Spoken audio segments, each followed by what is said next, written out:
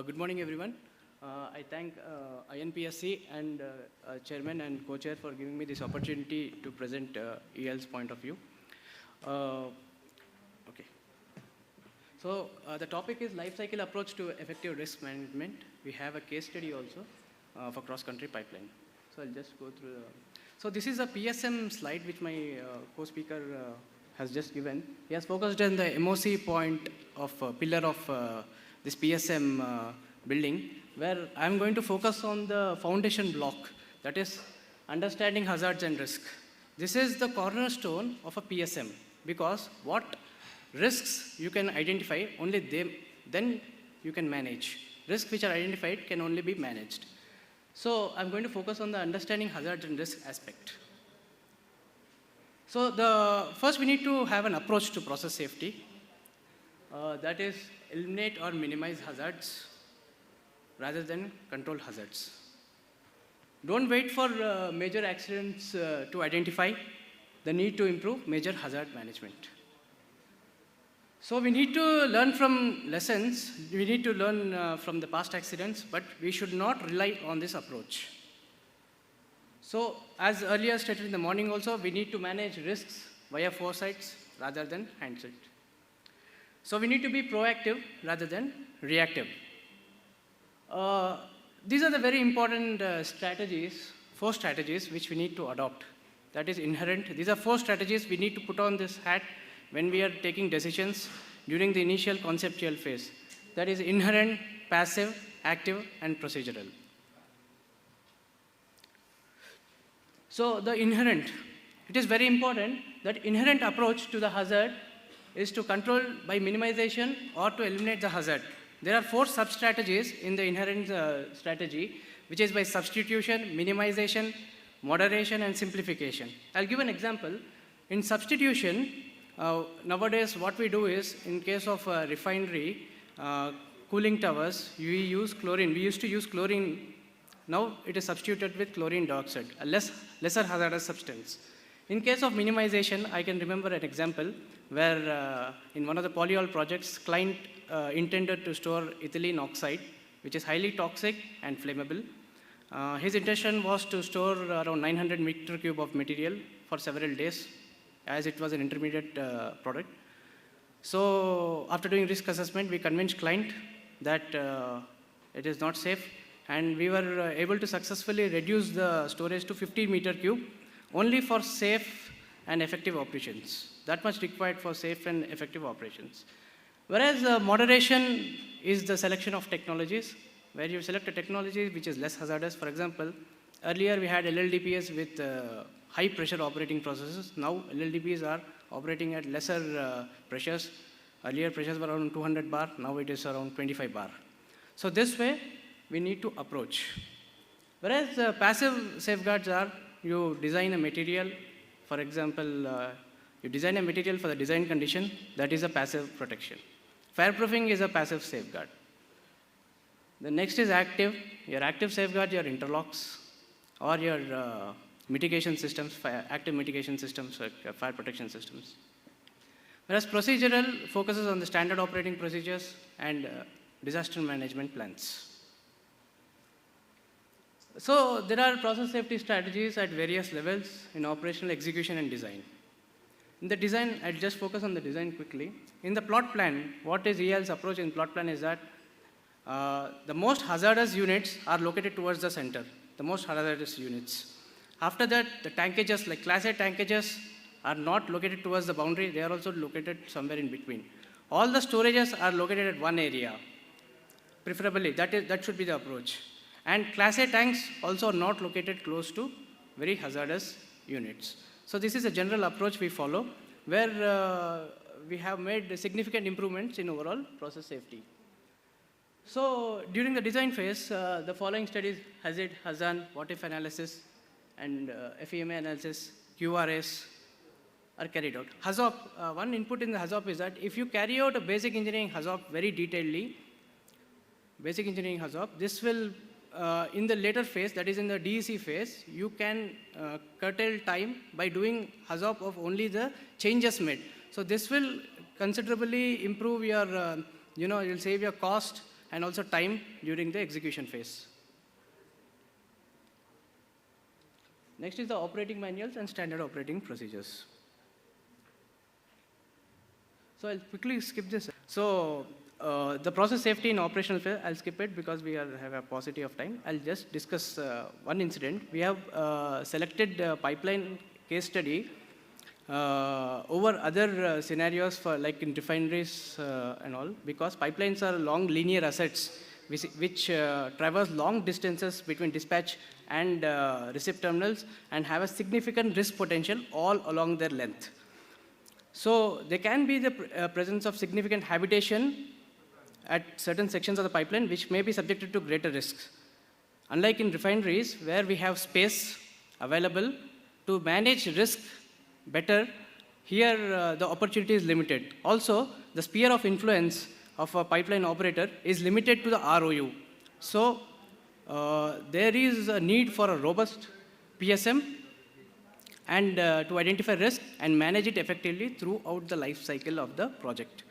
So I'll discuss one case study where a San Bruno incident. This has occurred in 2010. So in this one, you can see that there is a rupture of a pipeline. The ruptured piece ejected to about 100 feet.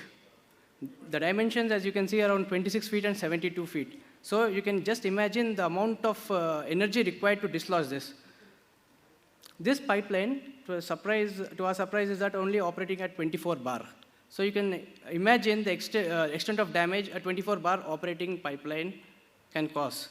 The reason for this one was this pipe piece which got ejected was not designed to codal requirements. Further, there was a pressure cycle change due to some repair in the control room, which led to this.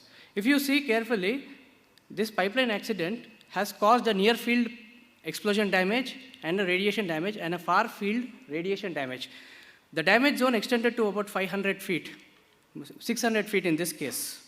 You can see the damaged and destroyed. Yellow is the damage and damaged and red is the destroyed. You can see the damage it has caused. A rupture has caused a significant damage, collapse of buildings in the near field. This is an example of a Lincoln County pipeline which has occurred in 2019. So this, you can see the modus operandi of a pipeline rupture is similar. You have the overburden which is dislodged to the sides. The pipe piece around 3,000 pounds flew away and fell about 500 feet away, and which caused pressure damage in the near field and a far field radiation damage also. So this is, you can see the location of a pipeline rupture and the ejected pipe piece in the red over here. So you can see that the near field damage was about around 500 feet and the far field damage extended up to 1,000 feet. So this is a case history of incident history in the damage zone, where you can see that if you go through these figures in the yellow, 300 feet is the diameter, 400 feet wide, 300 feet. Again, as the pipeline pressure increases, you can have significant distances. So on average, we can say that from 600 feet to 1,000 feet, the damage is extending in case of a pipeline failure.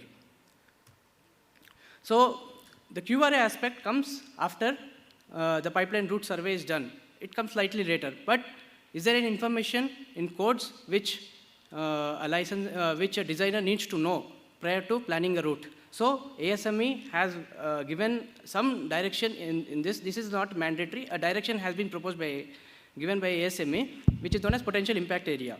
So, for example, a 30-inch diameter pipe with operating at a pressure of 1,000 psig, close to 70 bar, has a potential impact radius of 660 feet.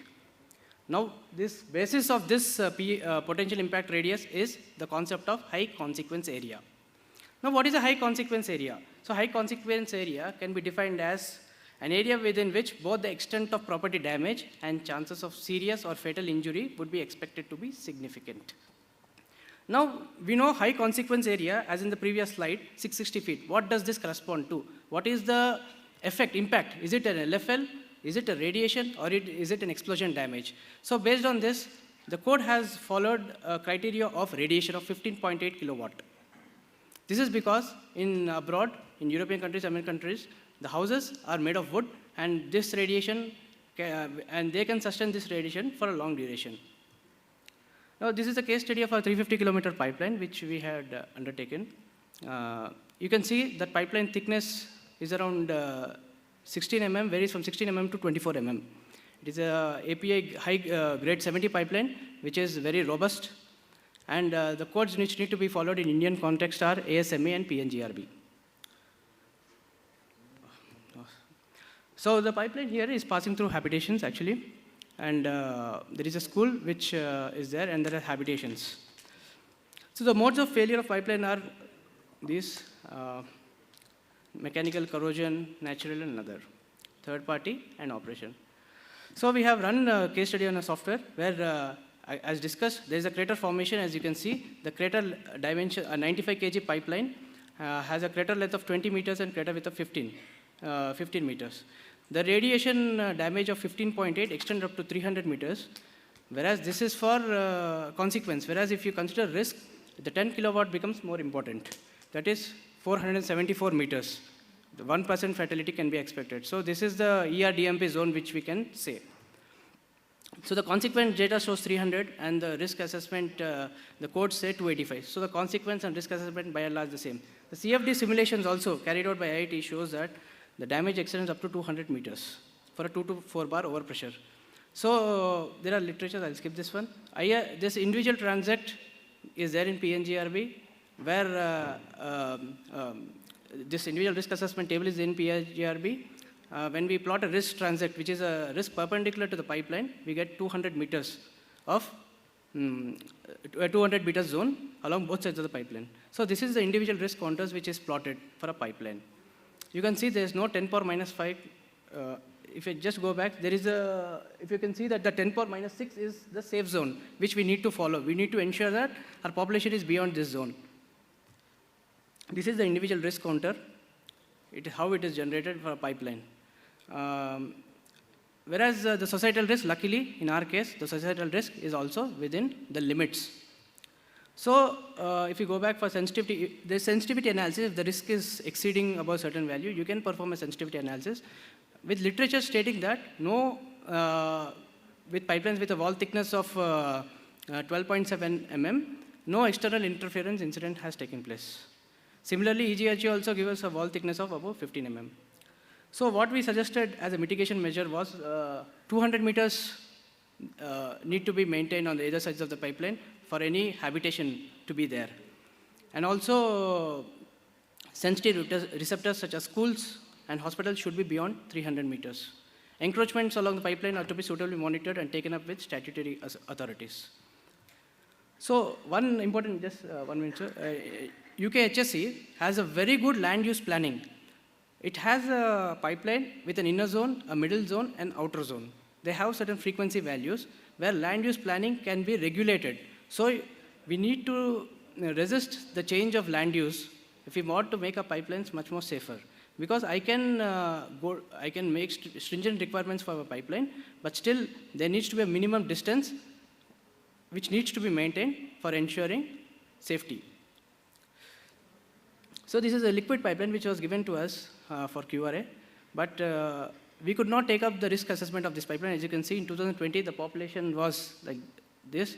In 2005, if you see, over here, the population growth has taken place along the length. So this is a very risky proposition. So we advised our client to change the route, but it could not be done. So we had to forego the QRA. So for liquids also, we can have a significant impact zones about 250 to 300 meters. So the way forward is that we need to have a land use planning to be reviewed for hydrocarbon facilities and should be effectively implemented. This is a very important aspect. We have land use plannings, but this aspect of 200 to 300 meters is never discussed or is kept as a gray area only. So if we can implement it for future pipelines, we can have a significant impact on the overall safety. So if you see that pillar of how we are achieving PSM, we are committing to process safety by ensuring laying of pipeline through proper route, away from populations. We design as per codes, increase the thickness, provide slabbing wherever required, provide leak and intrusion detection systems. So this way, we are committing to process safety. But for understanding risk, QRS need to be carried out at a very early stage during the route planning stage itself, so that we can comment upon for any, we can give any suggestions. If it is done later, we can only provide mitigation measures. So that is the thing we have observed. So, and last thing is we need to have an effective DMP in place. So by following, by following all these aspects in design, construction, engineering, O&M, and disaster management planning, we can achieve overall safety. Thank you.